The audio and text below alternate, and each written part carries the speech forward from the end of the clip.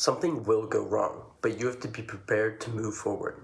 I'm Cole. This is my journey of becoming a professional soccer player, building a bootstrap business, and showing my path to self-mastery. I make these videos to help teach people how to create their ideal lives. Today's video is focused on what to do when it goes wrong. I think it's best if we start out with a little bit of context. It is currently 7:30 a.m. I've actually just returned from going to the club with about 15 people. I was sober the entire time I was there, and I was having a great time hanging out with friends and dancing when I saw the girl that I've been interested in for a little bit go into a private area with a random guy. I knew what was happening as soon as I saw it. It did make my heart drop a little bit, but I think it was a perfect example to show what a proper way to react when something goes wrong. In your life, there's going to be something that goes wrong. It could be in business, it could be in relationships, whether that be friends or romantically. You can't avoid things going wrong. So the only thing you can do is prepare yourself for those times. It's important to not be reactive in the moment and not do something that you would regret later. I think one of the best things that you can do when something happens is to take a deep breath. It will get past part of the initial reaction and help you be more calm to think about what you should do moving forward. When something goes wrong, there's two ways to separate it. Something you can control and something you cannot control. When something goes wrong, you are doing an action that you knew was wrong and did it anyway. This is a lot easier to fix because you knew exactly what you were doing wrong. Although changing bad actions isn't easy, it's a lot easier to decipher what you should do next.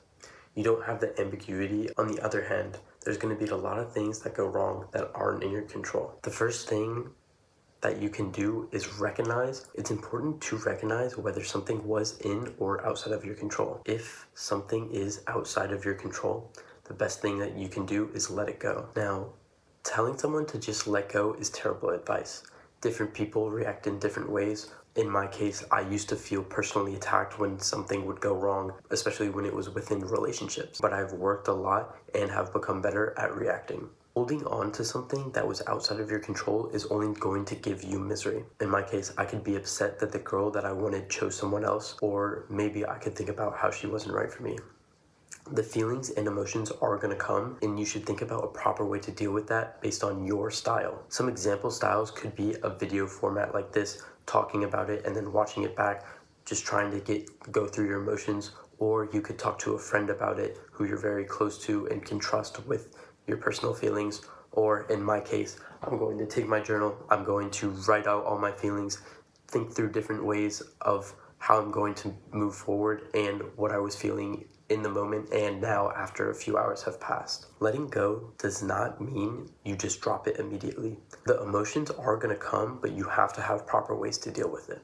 These changes of recognizing when something goes wrong and reacting in the proper way are not going to happen immediately.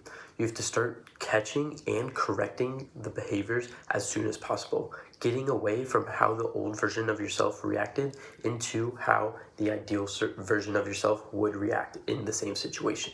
You cannot change the past, so the only thing you can do is analyze what you did wrong and what you can do in the future. Most of the time, there is going to be something that you could have done differently to change the outcome. Sometimes you did something wrong in the case of not making the first move with a girl, or in business, not communicating clearly, or sometimes you just chose the wrong person.